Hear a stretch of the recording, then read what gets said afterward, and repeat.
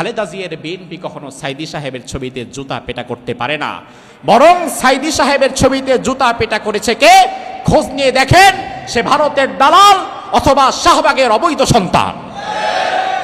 আমরা যখন মাজলুম থাকি তখন এক থাকি, আবার যখন আল্লাহ তাআলা আমাদের সুদিন ফিরিয়ে দেয়, এক সময়কার মাজলুমেরা তখন আবার জালিম রূপে আবির্ভূত হয়ে যায়। আর এই ক্রাইটেরিয়াটা মূলত বনি ইসরাইলের মাঝে ছিল। বনি ইসরাইলের ব্যাপারে আল্লাহ কোরআনের মধ্যে বলেন, উযিনা মিন ক্বাবলি আন তাতিয়ানা ওয়া মিন বাদি মা জিতানা। ও আল্লাহর পয়গম্বর মুসা, আপনি আসার পরেও তো আমরা মাজলুম হচ্ছি, ফেরাউনের কাছে মার খাচ্ছি। আপনি আসার আগেও আমরা ফেরাউনের কাছে মার খাচ্ছিলাম। এবার আপনি আল্লাহর দরবারে আমাদের জন্য একটু কিছু করেন, ব্যবস্থা করেন। ফেরাউনের কাছে মার খেতে খেতে তো আমাদের জীবন শেষ হয়ে গেল। মুসা আলাইহিস সালাম বলেন, ক্বালা আসা রাব্বুকুম আন ইউহলিকা আদুওয়াকুম ওয়া ইস্তাখলিফাকুম ফিল আরদি ফায়ানযুরা কাইফা তা'মালুন।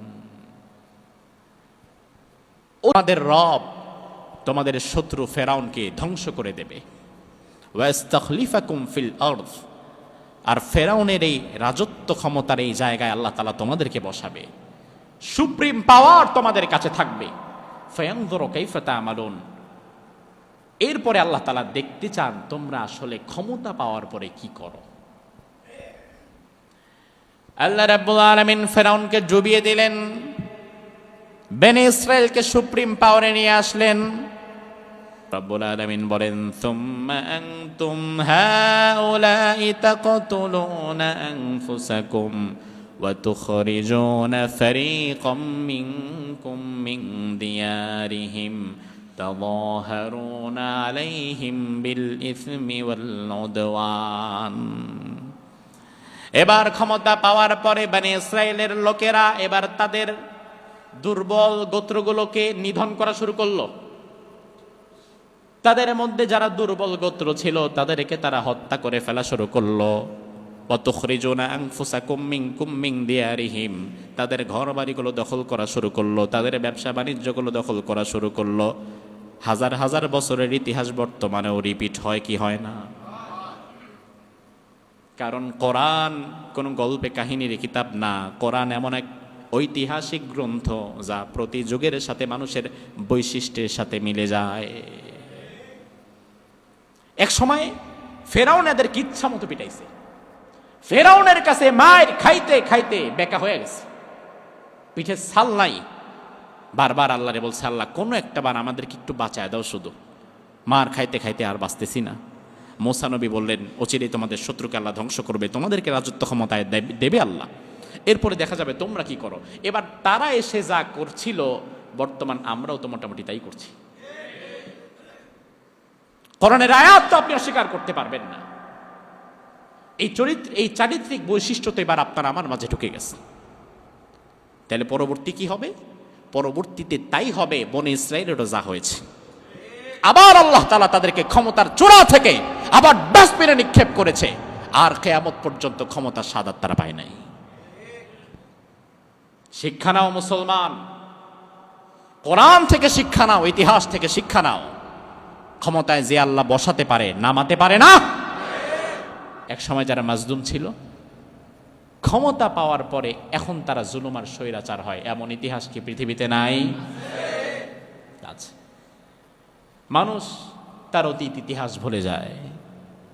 অতীত যারা ভুলে যায়, অতীতের ইতিহাস যারা ভুলে যায়, তারা কিন্তু ইতিহাসের আস্থা করে নিক্ষেপ হয়।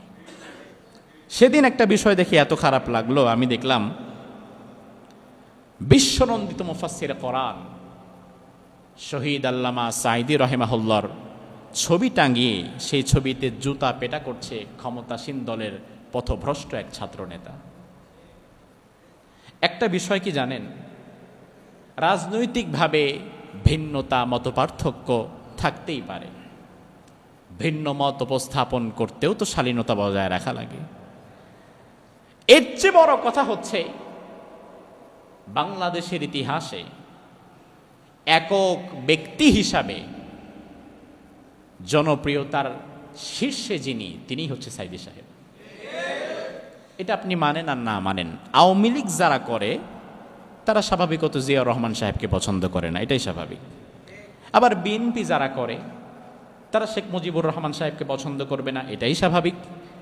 কিন্তু আওয়ামী লীগ, বিএনপি জাতীয় পার্টি করে, অন্যান্য রাজনৈতিক দল করে, কিন্তু সাইদি সাহেবের তাফসীর শুনে তাকে ভালোবাসে, এমন নজির কি অহরহ আছে না নাই?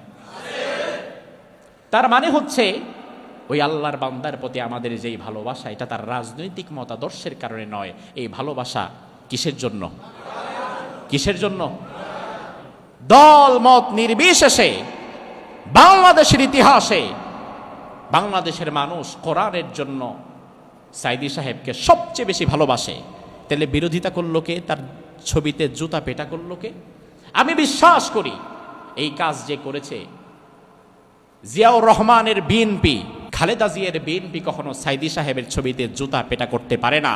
বরং সাইদি সাহেবের ছবিতে জুতা পেটা করেছে কে? খোঁজ নিয়ে দেখেন, সে ভারতের দালাল অথবা শাহবাগের অবৈধ সন্তান।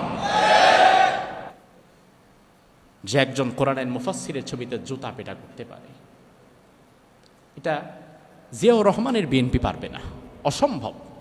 এটা আমরা বিশ্বাসই করি না। তো আমাদের অবস্থা হয়ে গেছে এমন, আমরা যখন মাজলুম থাকি তখন এক থাকি, আবার যখন আল্লাহ তাআলা আমাদের সুদিন ফিরিয়ে দেয়, এক সময়কার মাজলুমেরা তখন আবার জালিম রূপে আবির্ভূত হয়ে যায়। আর এই ক্রাইটেরিয়াটা মূলত বনি ইসরাইলের মাঝে ছিল। বনি ইসরাইলের ব্যাপারে আল্লাহ কোরআনের মধ্যে বলেন, মূসা আলাইহিস সালামকে বনি ইসরাইল বলছে, ক্বালু উযিনা মিন ক্বাবল, ও মূসা ক্বালু উযিনা মিন ক্বাবলি আন তাতিয়ানা ওয়া মিন বাদি মা জিতানা। ও আল্লাহর পয়গম্বর মূসা, আপনি আসার পরেও তো আমরা মাজলুম হচ্ছি, ফেরাউনের কাছে মার খাচ্ছি। আপনি আসার আগেও আমরা ফেরাউনের কাছে মার খাচ্ছিলাম।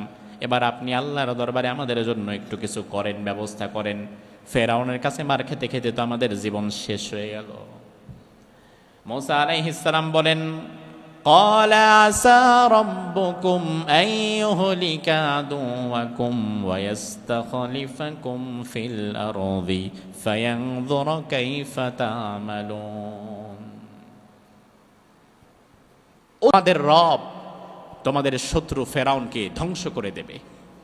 ওয়া ইস্তাখলিফাকুম ফিল আরদ, আর ফেরাউনের এই রাজত্ব ক্ষমতার এই জায়গায় আল্লাহ তাআলা তোমাদেরকে বসাবে, সুপ্রিম পাওয়ার তোমাদের কাছে থাকবে।